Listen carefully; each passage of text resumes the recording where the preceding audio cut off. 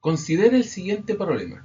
De acuerdo al esquema, que es esta red de resistencia que tenemos acá, se tiene una corriente de 0,4 amperes que pasa por la resistencia de 20 ohms y una corriente de 0,7 amperes por la resistencia de 30 ohms. Y se pide calcular la intensidad de corriente que pasa por la resistencia de 40 ohms, o sea, la corriente por esta resistencia, el valor de la resistencia R, y se pide calcular la diferencia potencial entre los puntos A y B.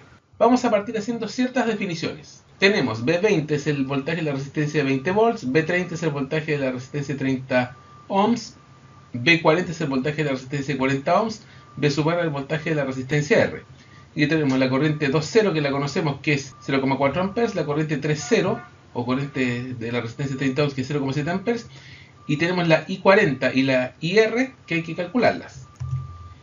Por ley de corriente de Kirchhoff podemos determinar de que IR más I40, que sería la corriente de Kirchhoff, en este nodo de acá, vemos que entra I20 y salen I40 e I sub R. Por lo tanto, I sub 20 es igual a I40 más IR.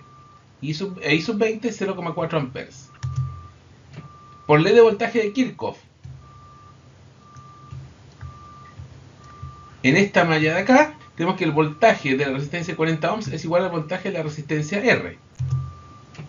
Y por ley de voltaje de Kirchhoff,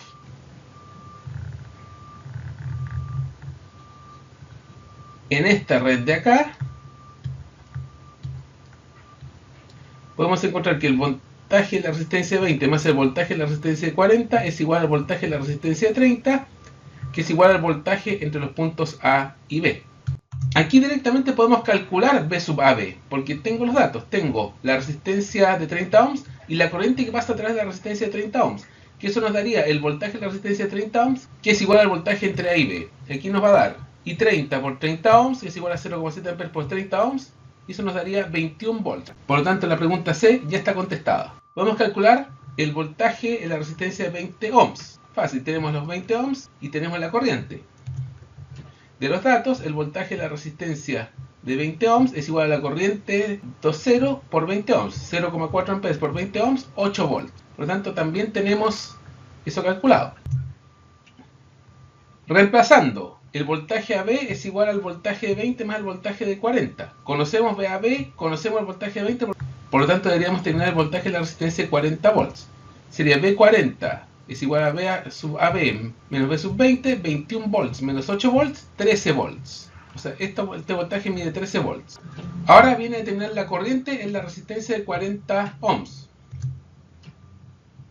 Vemos que el voltaje en la resistencia de 40 ohms es la corriente de la resistencia de 40 ohms por 40 ohms. Y el voltaje 40 recién lo calculamos. Tenemos que la corriente sub 40 es igual al voltaje sub 40 partido en 40 ohms, 13 volts partido en 40 ohms, 0,325 amperes. Y con eso tenemos contestada la pregunta A. Nos falta contestar solamente la resistencia. Ahora vamos a calcular la corriente en la resistencia R. Tenemos el voltaje de la resistencia de 40 ohms, que es 13 volts, que es, como está en paralelo a la resistencia R, también el voltaje de la resistencia R.